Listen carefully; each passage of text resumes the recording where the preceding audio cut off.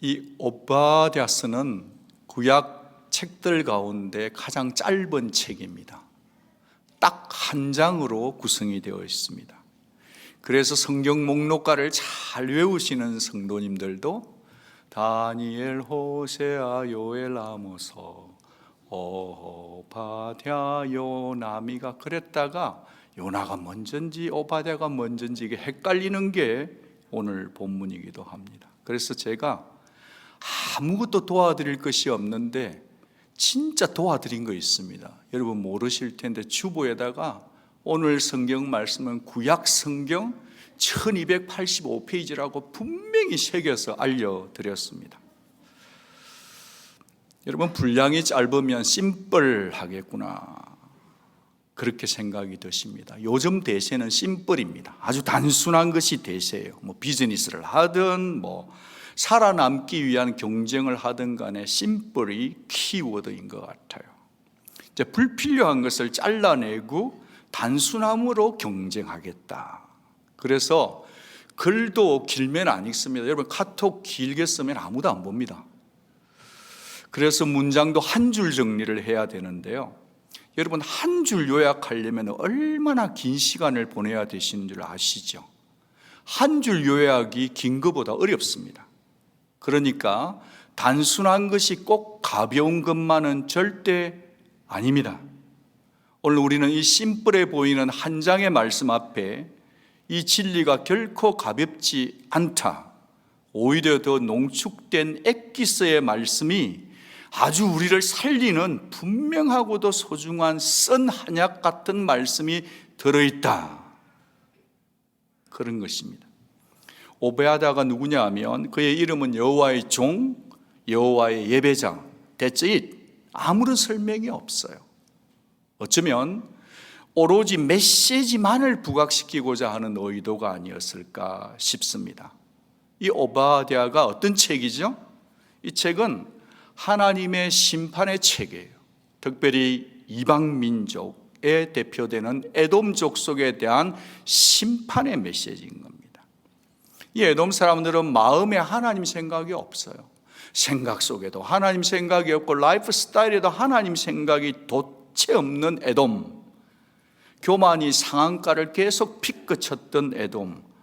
그래서 에돔이 망했다 그 말이구나 라고 성경책을 탁 덮으면 우리는 진리를 많이 놓친 것입니다.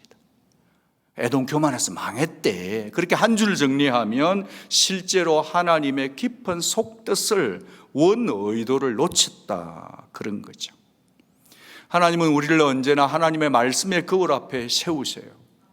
그래가지고서는 우리를 정말 우리 속에도 에돔의 근성이 있다는 것을 덜추어내고 마시는 분이십니다. 여기 덜추어낸다는 것은 속을 파헤쳐서 모조리 끄집어 올린다, 그런 거죠. 하나님께서 왜 우리에게 우리 속 내면을 봐서 우리 속에 에돔 근성이 있다는 것을 다 파헤치고 긴급 뉴스처럼 우리를 부끄럽게, 우리를 창피하게 하실까요? 왜일까요? 그것은 우리를 회개해서 당장은 얼굴이 화끈거리지만 마침내는 회개해서 우리의 내면이 새로워져서 하나님 뜻대로 살아갈 수 있도록 하기 위한 이 한 가지 목적인 줄 믿습니다. 에돔은 에서의 후손 아닙니까? 에서는 야곱과 쌍둥이 형제 아닙니까? 거슬러 올라가 보니까 이들의 다툼과 갈등은요, 엄마 뱃속 에서부터였습니다. 태중에 있는데 두 쌍둥이가 서로 발길질을 하면서 다투고 또 싸워요. 여러분 중에는 어쩌면 우리 집 애들이 왜 그리 싸우는지, 이놈들이, 그런 분들은 쉽게 따라올 수 있을 것 같습니다. 이 다툼의 역사는 어머니 태에서부터 시작해가지고 태어나서 장자권 축복부터 그 다음에 아버지의 축복권을 챙기기 위해서 서로 싸우고 다투었습니다. 출애굽기 이후에도 계속 이들은 다툼의 역사로 이어집니다. 그런데 이렇게 서로 다투었으면 좀 멀리 살면 좋잖아요. 그런데 또 하나님께서 이들을 가깝게 딱 붙여 살게 만들어 두었어요. 여러분 보시는 대로 이스라엘은 요단강 서쪽에 살았습니다. 이 에돔은 요단강 남쪽 아래쪽에 살았는데 지금 남쪽의 유다와 아주 가깝게 붙어 살고 있습니다. 이게 떨어져 살도록 한 것이 아니라 하나님이 같이 살도록 딱 바운더리를 설정해 두셨다. 그래 놓고서는 하나님이 이 백성들에게 당부를 한 가지 했네요. 그게 뭐냐? 신명기 23장 7절입니다. 너는 에돔 사람 미워하지 말아라. 왜냐하면 그는 내 형제다 하셨습니다. 하나님이 근엄한 목소리로 딱 한마디 하신 거예요. 내가 얘기하는데 서로 미워하지 말아라. 너희들은 형제다. 그렇게 하신 것입니다. 자, 그런데 이런 전제 속에 살고 있는데 그럼 어떤 상황 속에서 심판을 초래했는가? 왜 이리 됐나? 역사를 좀 보는 것이 필요할 것 같아요.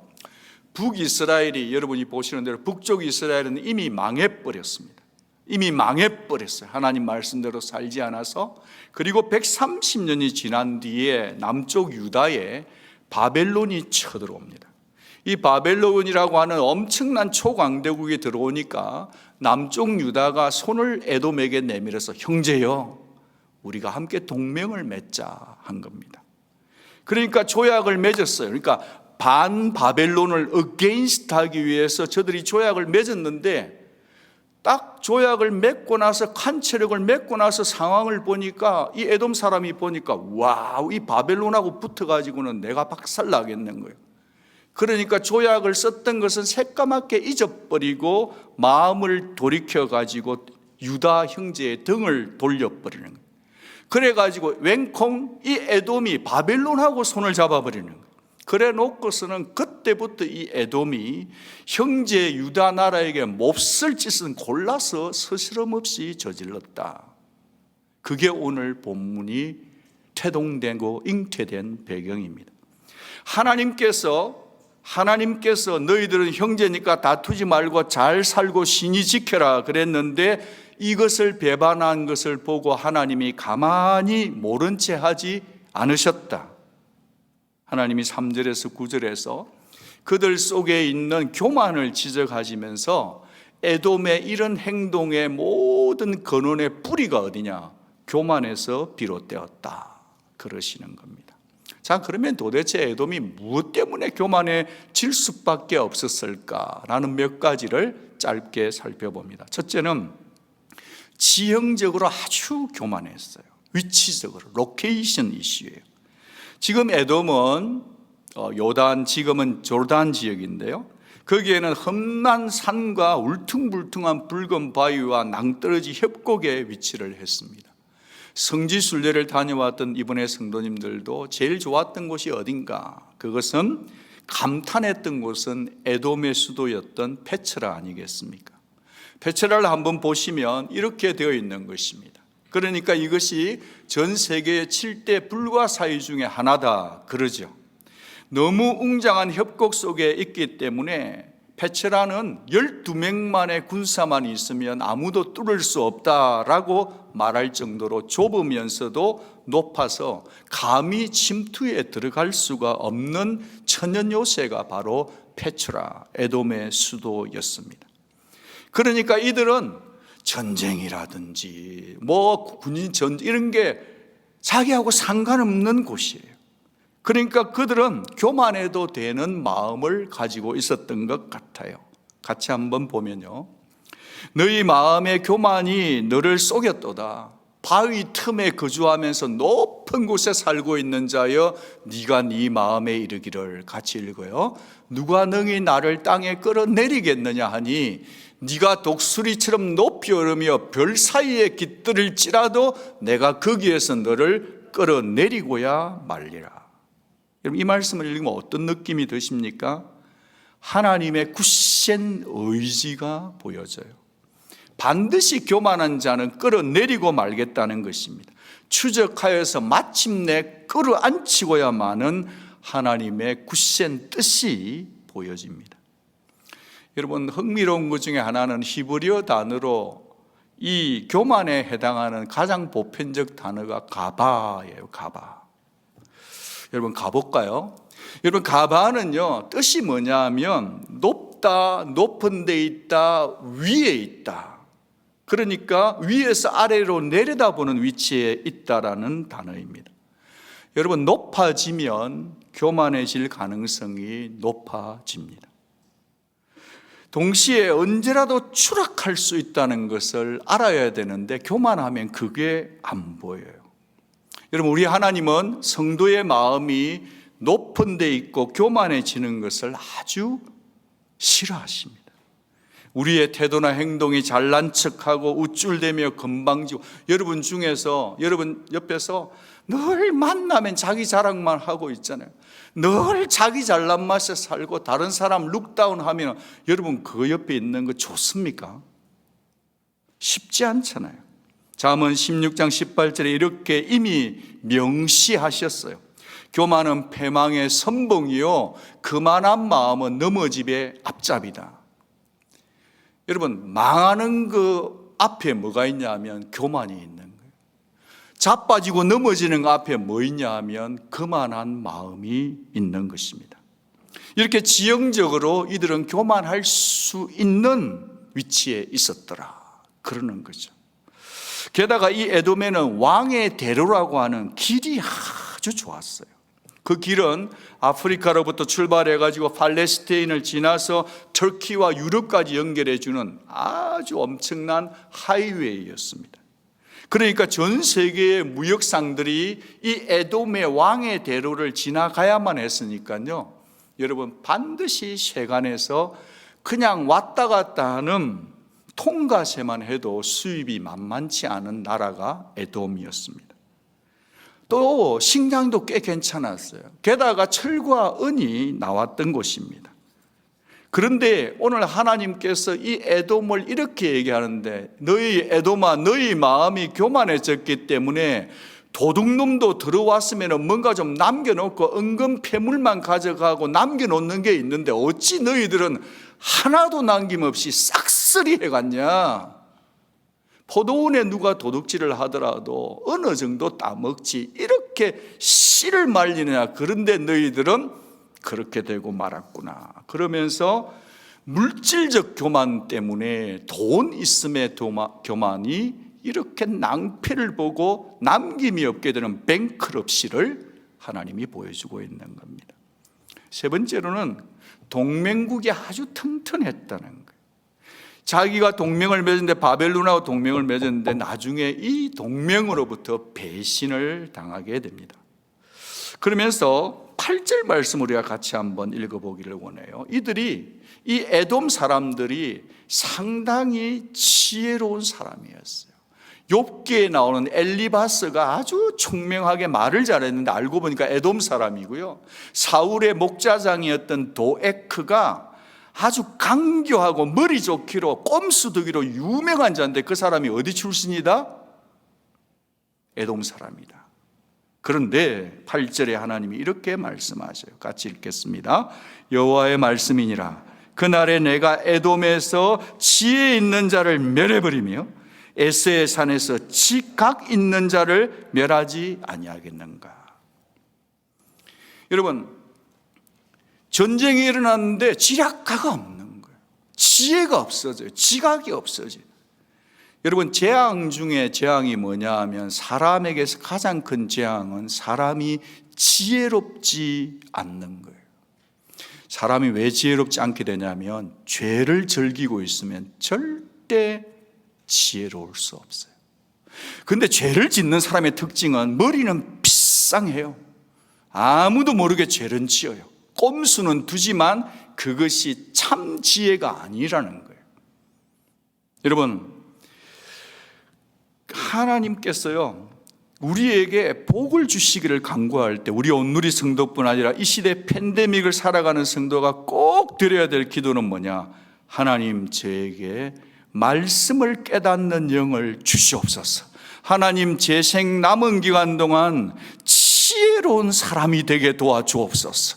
지혜가 없으면 인생이 힘들어요. 하늘로부터 오는 지혜를 받아 먹고 사는 우리 모두가 될 수 있기를 축복합니다, 여러분. 그러려면 어떻게 되냐면 1절을 잘 읽어야 합니다. 같이 한번 읽어봅니다. 주 여호와께서 에돔에 대하여 이와 같이 말씀하시느니라. 우리가 여호와께로 말미암아 소식을 들었나니. 여러분, 성도는 오늘이나 내일이나 하나님의 말씀으로부터 오는 하나님의 음성을 들어야만 하나님의 소식과 하나님의 마음을 들을 때 지혜로워지는 줄로 믿습니다. 사랑하는 오늘의 성도 여러분, 팬데믹에는 어떻게 하면 살아남느냐? 하나님 말씀을 많이 읽어야 돼요. 하나님 말씀을 읽으면요, 인생의 문제가 해결돼요. 지난 한 주간 살아가면서요, 하나님 말씀을 읽으니까 제가 할 수 없는 문제가 제가 하는 게 아닌데 해결되던데요. 여러분, 하나님의 말씀으로 인생 문제를 뚫고 나가는 우리 모두가 될 수 있기를 축복합니다. 근데 에돔은 하나님이란 존재가 아랑곳이 없었어요. 생각 속에도 없고 아무것도 없었네요. 하나님 말씀이 머물 곳이 없었어요. 오직 자기들은 높은 곳에 마음만 두고 있었단 말이에요. 부요 속에 빠져 있었단 말이에요. 있는 재산 가지고 마음대로 썼단 말이에요. 하나님을 의지하지 않고 동맹군만 의지했단 말이에요. 마음 든든하고 자기들의 똑똑함만 의지하고 있었으니 그들이 어떻게 이 교만병이 작동되었는가? 액션이 중요합니다. 저희 오늘 설교의 심장은 이것입니다. 그동안 교만에 대한 메시지를 여러 번 전했지만, 교만이라고 하는 이 추상적인 것을 실제적으로 프랙티컬하게 보여주는 말씀을 깨닫고 이 말씀을 저 가슴에, 우리 성도들의 가슴에 나누어야 되겠다 생각했던 것이 설교의 시작이었습니다. 여러분, 12절, 13절, 14절을 읽을 텐데 여러분 두 가지를 보고 읽어야 합니다. 여기서 반복되는 단어를 꼭 기억하시길 바라요. 첫 번째 팁을 드리면 나를 동그라미 쳐야 돼요. 나를. 사람은요, 나를 깨달아야 돼요. 나를 안다는 것은 시간을 깨닫는다는 건데, 오늘 여기에 반복되는 단어 가운데 나를 붙잡고 또 무엇이 반복되는지를 찾아야 돼요. 8번이 반복이 돼요. 같이 한번 이 말씀을 눈을 크게 뜨고 소리를 내면서, 여러분, 호흡을 들여마셔야 소리가 나오는데 호흡을 들여마셔야 산소가 되고 호흡을 들여마시고 내뱉어야만 잠이 안 옵니다. 같이 한번 우리가 이 말씀을 경외하는 마음으로 천천히 한번 읽어보겠습니다. 시작. 네가 형제의 날 곧 그 재앙의 날에 방관할 것이 아니며 유다 자손이 패망하는 날에 기뻐할 것이 아니며 그 고난의 날에 네가 입을 크게 벌릴 것이 아니며 내 백성이 환난 당하는 날에 네가 그 성문에 들어가지 않을 것이며 환난을 당하는 날에 내가 그 고난을 방관치 않을 것이며 환난을 당하는 날에 네가 그 재물에 손을 대지 않을 것이며 내 거리에 서서 그 도망하는 자를 막지 않을 것이며 고난의 날에 그 남은 자를 원수에게 넘기지 않을 것이니라. 여러분, 여기에 날은 재앙의 날이고 고난의 날이고 환난의 날이네요. 언제입니까? 바벨론이 자기 형제 남쪽 유다를 침공한 그날인 것입니다. 그러면서 이 세 구절 안에 않을 것이며 않을 것이며 않을 것이며 않을 것이며 않을 것이며 아니 되며 않을 것이며 않을 것이라고 8번을 강조해요. 그러니까 이 말씀을 다시 읽는다면 너희들 방관하지 않아야 했다. 기뻐하지 말아야 했다. 입을 크게 벌리지 말아야 했다. 성문에 들어가지 말아야 했으며 고난을 방관치 말아야 했으며 재물에 손대지 말아야 했으며 도망가는 자를 막지 말아야 했으며 원수에게 넘기지 말았어야 했다. 다른 민족이라면 몰라도 너희 형제 나라들끼리는 그렇게 해서는 안 되었다. 안 된다. 내가 이미 신명기에서 얘기했지 않느냐라고 지금 하나님이 말씀해 주시는 거예요. 에돔의 이런 포악한 행위, 교만의 뿌리로부터 쏟아 뱉어진 교만이 뭐냐? 추상적인 것이 프랙티컬하게 표현되어 것은 삶의 조각조각 일상에서 나타나더라, 그런 것입니다. 그 결과 15절 말씀에 네가 행한 대로 너도 받을 것이라, 네가 행한 것이 네 머리로 돌아갈 것이라는 말씀의 성취가 이루어지고 만 것입니다. 이 말씀 그대로 에돔은 역사 속에서 멸망합니다.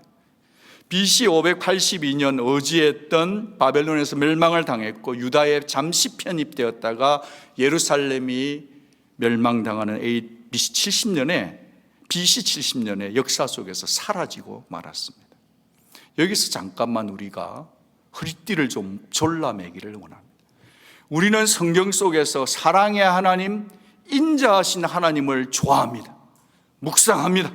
그러나 인자하신 하나님, 사랑의 하나님이 약한 자를 함부로 대했을 때 절대 용납치 않으시는 이 하나님을 눈여겨보면서 소스라치게 놀라면서 우리의 삶을 이 말씀의 거울, 이 하나님의 얼굴 앞에 우리 자신을 비추어야 된다는 거예요.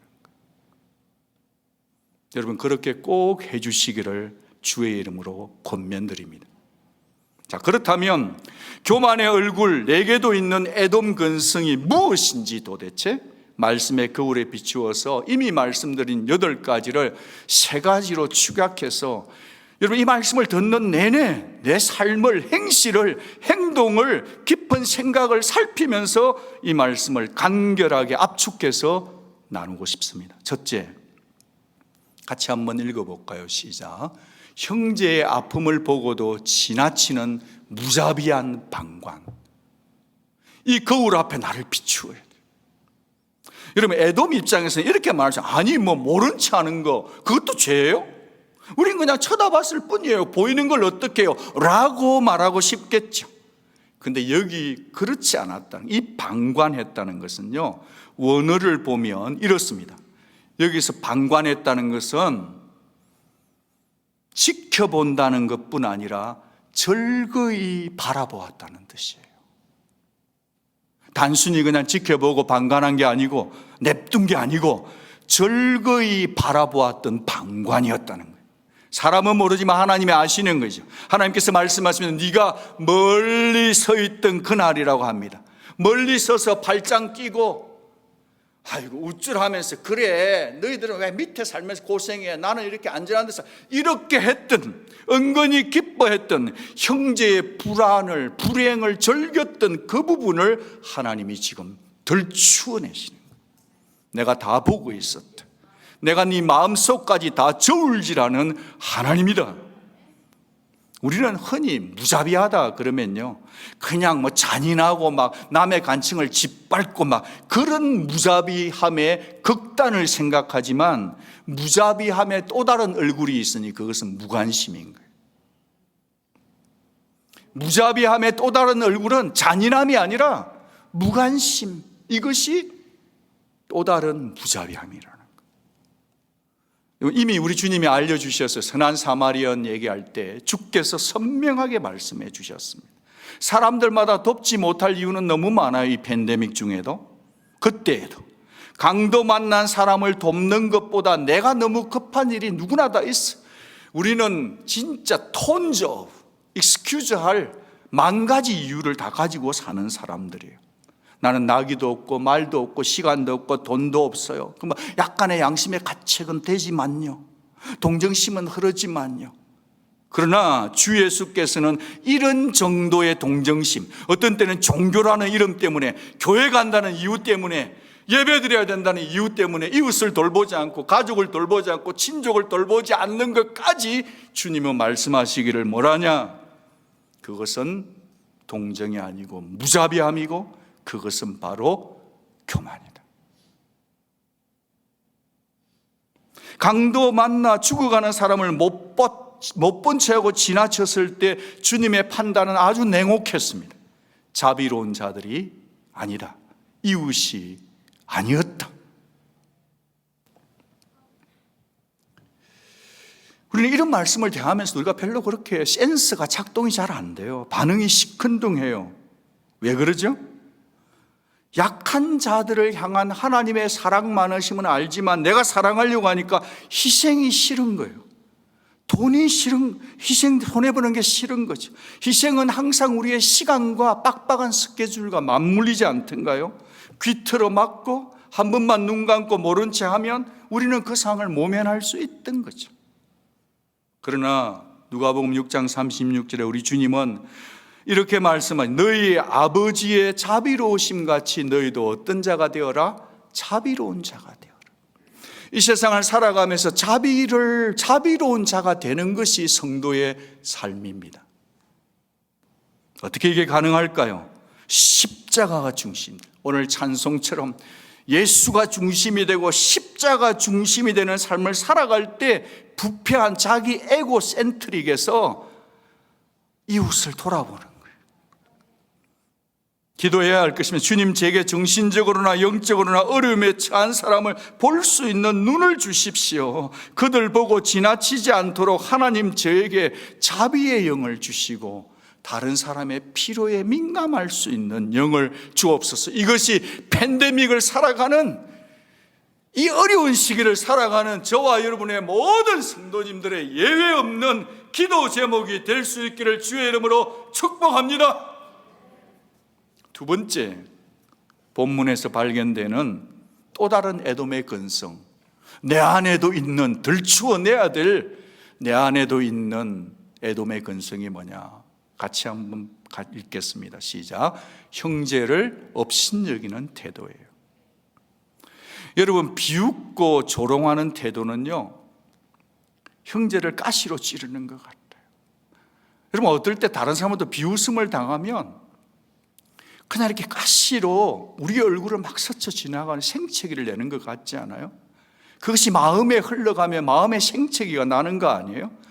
그것이 어떻게 표현되었느니까? 목사님 뭐 어쩌라고요? 뭘 했단 말이에요? 라고 질문을 하시면 저는 12절 말씀을 여러분의 눈앞에, 저 자신의 눈앞에 딱 보여드리고 싶어요. 12절. 유다 자손이 고난을 받을 때 에돔은 입을 크게 벌렸도다. 입을 크게 벌렸다는 것은 조롱하고 비웃었다는 얘기입니다. 여러분, 비웃음과 조롱은요, 자기 잘난 체 하는 교만이라는 뿌리에서 나와요.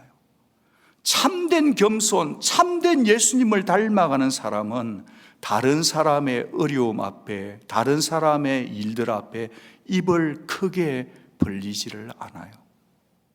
그러나 교만한 자는 언제나 입을 크게 벌리는 거죠.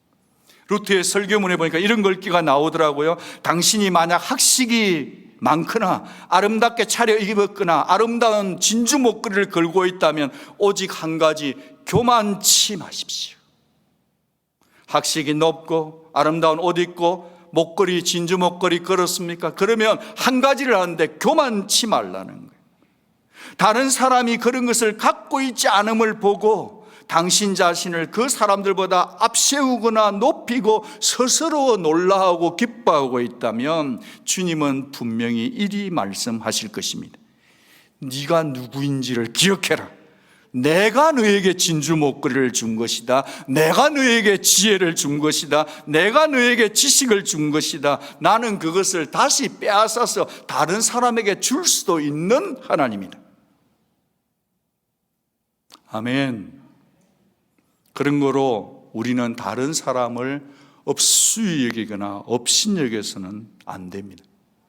우리는 애시당초 아무것도 없이 왔다가 하나님의 은혜로 공짜로 받아서 살다가 청지기로 살다가 다 냅두고 돌아갈 존재들인데 우리가 누구간데 다른 사람을 향해서 입을 크게 벌릴 수가 있겠어요? 그건 아직 예수를 모르는 사람이 하는 행동이에요. 은혜를 모르고 복음을 모르고 예수 믿는다는 게 무엇인지를 모르는 자들은 입을 벌려도 되겠으나 저와 여러분은 절대로 형제의 실수와 아픔과 어려움에 있을 때 입을 넓게 벌리지 않는 자들이 될 수 있기를 주의 이름으로 축복합니다. 교만이 통제되지 않으면, 교만이 컨트롤되지 않으면 우리는 그냥 나도 모르게 나오는 비꼬는 말을 해댑니다. 남을 조롱합니다. 교만이 통제되어야 남을 향한 비꼬는 말과 조롱의 말, 평가절하의 말이 통제되는 것입니다. 살다가 보면 꼭 남 비웃고 얘기하는 게 웃자고 한 얘기도 있고요, 악한 마음에서 나오지 않은 것도 있다는 것 저도 합니다. 그냥 재미삼아 하는 경우도 있습니다. 그러나 여러분이 재미삼아 던진 그 돌에 깨구리는 죽는다고요. 우리도 마찬가지예요. 남이 그냥 툭 던진 한 말 때문에 우리는 평생 아픔이 되고 그 말 한마디 때문에 인격이 다 무너질 수도 있다는 거예요. 우리 가운데 혹시 호기심이, 머리가 좋아서 호기심이 많은 분들은 자신의 동기를, 왜 호기심을 갖는지를 살펴야 되는 성령께. 형제의 아픔을 말거리로 삼으면 그건 죄예요. 자기의 선을 지키지 못하고 분수를 모르면 분수예요. 그게 교만인 거예요. 우리 모두는 다 삶의 스토리가 다 다릅니다. 이곳까지 오기까지 우리 모두는 다 삶의 스토리가 다 달라요. 특별히 이민자의 삶 속에는요, 아는 것보다 모르는 게 좋을 때가 많은 삶이 더 많아요, 솔직히. 그런데 우리 속에 자꾸 이렇게 작동이 돼가지고 남의 스토리를 자꾸 캐고 싶고 묻고 싶고, 그렇겠지, 그치, 그러면서 자꾸 물면 그거 신앙 좋은 거 아니에요, 절대로. 여러분, 은혜를 받으시되 이런 소리 저런 소리 들려와도 그게 남에게 좋은 일이면 참 잘 됐네요 하지만, 그게 조금이라도 다른 사람의 그 자리에 있든 없든 간에 그 사람에게 마이너스가 된다면 우리 온누리 성도님들은 입을 다무는 절제, 입술에 파수꾼을 세우는 은혜가 임하기를 주의 이름으로 부탁드립니다. 은근히 상대를 비꼬는 것이 얼마나 큰 상처를 주었는지 성령 안에서 깨닫게 될 수 있기를 바랍니다. 여러분이 그렇게 살았던 것을 이 말씀 시간이 끝나기 전에 나중에 적용 기도할 게 아니라 지금 이 시간에 생각나는 그 문제를 놓고 지금 예수의 피를 바르고 형제를 업신여겨서 입을 크게 벌렸던 그 죄를 지금 용서해 달라고 기도하기를 부탁드립니다. 여러분이 그러지 않으면 여러분이 입을 넓게 벌린 그만큼 똑같이 하나님이 다른 사람을 통해 다른 사람이 여러분 문제를 가지고 가십을 만들면서 입이 쩍 벌어지는 것으로 돌아옵니다. 하나님이 우리의 교만을 다루시는 살아계신 하나님의 처방전이에요. 마지막 세 번째로, 우리 속에 있는 애돔 근성 어떻게 들추내고 찾아내야 되겠는가? 여러분, 거울 보시면서 내가 주름이 왜 이렇게 많이 늘어나? 그것만 살필 것이 아니고요, 우리가 오늘 이 말씀의 거울 앞에서 정말 우리 자신에 있는 애돔의 근성을 찾아내야 돼요. 찾아내야 우리가 바뀔 거 아닙니까? 세 번째, 큰 소리로 한번 같이 읽겠습니다. 고통받는 형제에게 등 돌리고 신의를 저버린 행위, 이게 교만의 또 다른 얼굴이에요. 우리의 약속을 어겨버린다는 거죠. 내 백성이 환난 당하는 날에 네가 그 성문에 들어가지 않을 것이며 네가 그 재물에 손대지 않을 것이며 사거리에 서서 도망하는 자를 막지 않을 것이며 남은 자를 원수에 넘기지 말라. 메시지 성경은 현대적으로 번역이 되어 있으니까 이렇게 되어 있더라고요. 삶이 파탄난 그들을 되레 이용하다니 그래서는 안 되었다. 얻어맞아 바닥에 쓰러진 그들의 옷을 벗겨가다니 그래서는 안 되었다. 길끝에서 기다리고 서 있다가 피난민의 길을 막지 말았어야 했다. 모든 것을 잃고 목숨만 겨우 건진 무력한 생존자들에게 등 돌리다니 그래서는 안 되었다라고 번역이 되어 있습니다. 여러분, 에돔의 잔인함은 무관심에 머물러 있지 않고 적극적 액션, 행동으로 표면화되었더라, 그 말이에요. 그들은 형제라고 하는 신의 약속을 저버리고 말이죠, 정복자의 끈아풀 노릇을 했다는 거예요. 약탈합니다. 사거리에 서 있으면 사람이 도망을 가도록 사거리가 있는 거 아니에요. 그런데 이 에돔 사람들은 사거리 길목마다 원천 봉쇄해서 그들을 형제인 유다 사람을 잡아가지고 바벨론에 넘겨주네요. 칼 맞아 죽게 하나요? 잡아가지고 이웃 나라의 노예로 팔기까지 했던 민족이 에돔이었다. 그러면 안 되는데 말이죠. 자기 형제를 그러면 안 된다고 신명기에서 말씀해 주셨는데 말이죠. 레위기서에서도 형제에게 이자 목적으로 돈 구워주지 말고 이익 챙기려고 양식을 구워주지 말라 했어요. 물질 관계도 하나님은 아시는 거예요. 그만큼 우리 하나님은 형제, 피부치가 이 관계가 얼마나 소중한지를 아끼시는 분이라는 거예요. 질문이 있습니다. 여러분, 에돔이 이거 딱 한 번 요렇게 했는데 하나님이 이렇게 혼쭐을 내실까요? 여러분 중에는 목사님 다 알아요, 여러 번 했잖아요, 빨리 말씀하세요, 호흡 가빠요, 그런 분이 계신데 맞습니다. 민수기 20장을 보면 출애굽을 했던 이 이스라엘 민족이 나왔네요. 길을 가야 되는, 약속의 땅으로 들어가야 되는데 에돔을 통과하게 된 거예요. 그래서 모세가 사자를 보내가지고 이렇게 얘기합니다. 에돔 왕이요, 알고 보면 형제 아닙니까? 야곱과 에서니까. 그런 나라인데 우리가 지금 애굽에서 학대를 당하고 지금 광야길을 해서 여기까지 왔는데 우리가 다 지쳤습니다. 당신의 나라 밭으로도 가지 않고 포도원으로도 가지 아니하고 물도 안 마시고 그냥 왕의 쪽바른 이 고속도로로 지나만 갈게요. 만약에 어린 아이들이나 살아있는 짐승들이 목이 말라서 물을 마시면 물값을 낼게요. 제가 처음 알았어요. 물 사고 판 게 요즘 물 사고 판 게 그때부터 사고 팔았구나. 여러분, 물값도 내겠다 했어요. 그게 모세가 정확하게 얘기를 했더라고요. 그런데 제발 통과하는 거 허락만 해달라 그러는데 에돔 사람들이 어떻게 했을까요? 오기만 해봐라, 내가 큰 칼로 너희들을 진멸시키리라 하면서 딱 막아버리는 거예요. 지독한 이기주의의 근성이 오늘 여기 친바벨론 이때 일어난 게 아니라 그들은요, 이 지독한 이기주의의 근성을 반복 재생, 무한 재생했다는 거예요. 무한 반복이에요. 그 근성 말이죠. 노력지 않아도 저절로 터쳐나오는 체질화되어 버린 에돔의 근성. 저는 오늘 말씀 제목이 덜 추워낸다는 것을 자꾸 강조하고 있습니다만, 제가 이 말씀을 보면서 가장 제 가슴에 꽂힌 말씀이 뭐냐, 그걸 꼭 나누고 싶어요. 11절입니다. 같이 한번 읽어보겠습니다. 네가 멀리 섰던 날 곧 이방인이 그의 재물을 빼앗아가며 외국인이 그의 성문에 들어가서 예루살렘을 얻기 위하여 제비 뽑던 날에, 같이 읽어요. 파워포인트 주십시오. 너도 그들 중 한 사람 같았느니라. 우리 중에 아무도 이렇게 살지 않은 자가 없었다.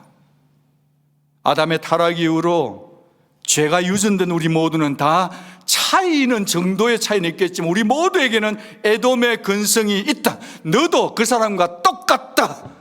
이 말씀을 받았을 때 저는 인정하지 않을 수가 없었습니다. 그렇습니다, 주님. 제가 바로 에돔입니다.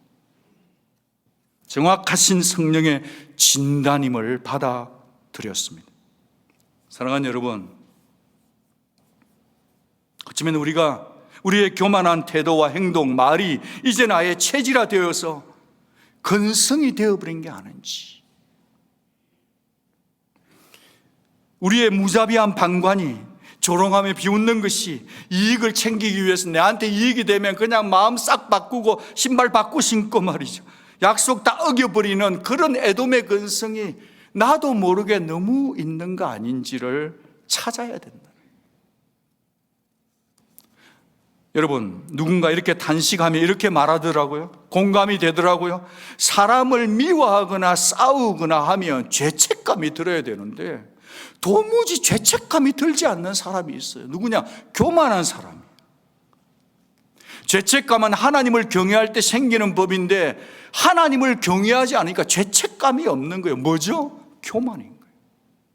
내가 모든 것이 중심이 되고 내 기준에 따라 모든 것이 판단되니까 대안이 없는 거예요. 이게 뭐죠? 교만인 거예요. 같이 한번 받아합니다. 교만은 내게 찾아온 모든 은혜를 몰아냅니다. 여러분, 그래요. 교만은요, 내게 찾아온 모든 은혜를 몰아내요. 교만은요, 내게 있는 모든 은혜를 다 들추어서 남김없이 빼앗아간다는 거예요. 가장 큰 교만은 뭐냐? 우리 중에 아무도 자기를 교만하다고 생각지 않는 것이 가장 지독한 교만인 거예요. 그게 교만의 얼굴인 것입니다. 그러나 정말 예배를 드리는 중에, 말씀을 읽는 중에 성령께서 조명하시면 우리는 말씀을 볼 때마다 나 자신의 죄가 하나님 앞에 낱낱이 폭로되고 벗겨져서 우리의 영안이 열려서 우리의 죄악을 살펴보게 되는 것입니다. 그 살핀 그 질긴 교만의 근성이 회개의 눈물에 적셔질 때 우리는 비로소 사람다운 사람이 되는 줄로 믿습니다. 이 세상에 참 사람은 예수밖에 없고요, 이 세상에 참 사람은 예수 닮아가는 사람이 진짜 참 사람인 줄 믿습니다. 이웃에 대한 사랑과 배려가 끊어진 우리라면 우리는 위선자들일 수밖에 없어요.